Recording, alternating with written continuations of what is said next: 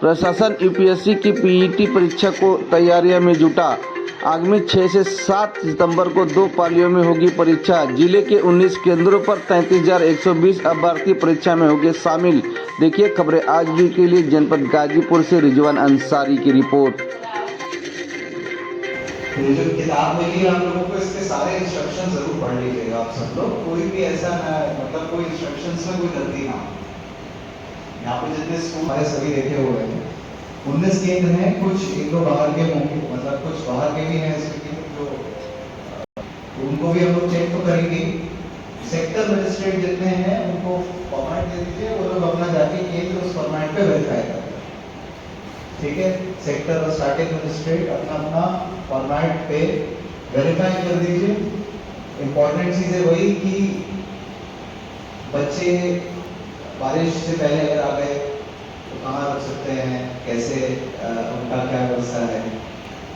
Approach मतलब कोई सड़क ऐसे तो नहीं, बैठे बैठे हैं बहुत ज़्यादा खड़ना पड़ा था।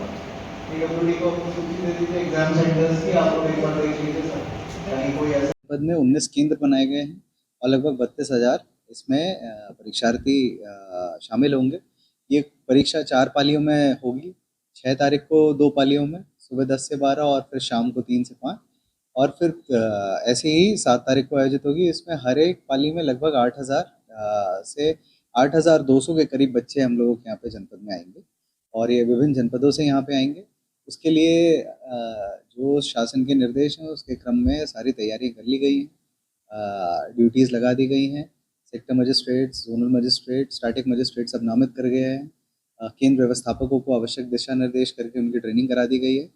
और ट्रैफिक को लेके और होटल्स वालों के साथ, धर्मशाला वालों के साथ भी बैठक कर ली गई है कि भाई आप कोई अनिश्चित, कोई अनर्गल रेट्स ना हायर करें अगर कोई बाहर से आता है। तो जो भी निर्देश है उन सबका अनुपालन कराया जा रहा है। मुझे पूरी उम्मीद है कि हम लोग शुचितापूर्ण परीक्षा कराने में सफल हैं। जो परीक्षार्थी आए जो कहीं कहीं रेल मार्ग या फिर सड़क मार्ग से आएंगे तो इसको लेकर क्या किया जाएगा कि रोडवेज और तो रोडवेज के लिए भी यहाँ से कई परीक्षार्थी दूसरे जनपद में भी जा रहे हैं। तो ARM रोडवेज को भी बताया गया है कि किन किन जनपदों में जा रहे हैं। तो उसके लिए जो भी विशेष व्यवस्था है उसके लिए शासन से ऑलरेडी उनको निर्देश जारी हैं ARM रोडवेज के लिए। और जो इस जनपद में आ रहे हैं वैसे ही दूसरे जनपदों से आने वाले के लिए वहाँ पे भी निर्देश ऑलरेडी हैं। तो जो जैसे बस स्टैंड पे आ रहे हैं तो मोस्टली तो हमारे सारे केंद्र शहर में ही हैं। 4-5 केंद्र हमारे जो शहर से थोड़ा बाहर हैं उनके लिए ही हम लोगों ने ई रिक्शा और ऑटो और इन सब के साथ, यूनियन के साथ बैठक करके उनको उनसे अनुरोध कर लिया है कि वो प्रशासन की इस परीक्षा को कराने में मदद। जैसा कि कल आपके द्वारा बैठक ली गई थी, इसमें रोडवेज के ARM के साथ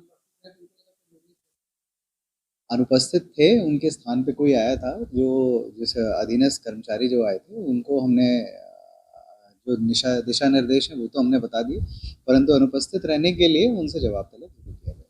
पर इन दिनों खाद की मारा किल्लत चल रही है और ऐसे में जो खाद चोरी के भी मामले आ रहे हैं मुकदमे भी दर्ज कराए जा रहे हैं। देखिए, खाद की कोई किल्लत नहीं है। पिछले गत वर्ष से हम लोगों ने ज़्यादा खाद इस वर्ष में सप्लाई करी है शासन द्वारा, और उसका हम लोगों ने वितरण भी कराया है और बहुत ही अच्छे से वितरण कराया है कि पिछले वर्ष जो कृषक लाभार्थी थे उससे ज़्यादा कृषकों को इस बार हमने लाभ पहुँचाया है। ये सहकारिता और प्राइवेट सेक्टर दोनों को मिला के बता रहा हूँ मैं। और इसी को लेके यहाँ पे काफ़ी सतर्कता भी बरती जा रही है कि कोई भी किसान ज़्यादा से ज़्यादा न ले, मतलब कोई भी छुपाते हुए जोत के हिसाब से ही लोग लेके जाएं और अधिकतम एक बार में 2 बोरी लेके जाएं ताकि ज़्यादा से ज़्यादा कृषकों को हम लाभान्वित कर सकें। इसी के क्रम में हमको एक सोसाइटी में खंडवाडी में कुछ शिकायत प्राप्त हुई थी।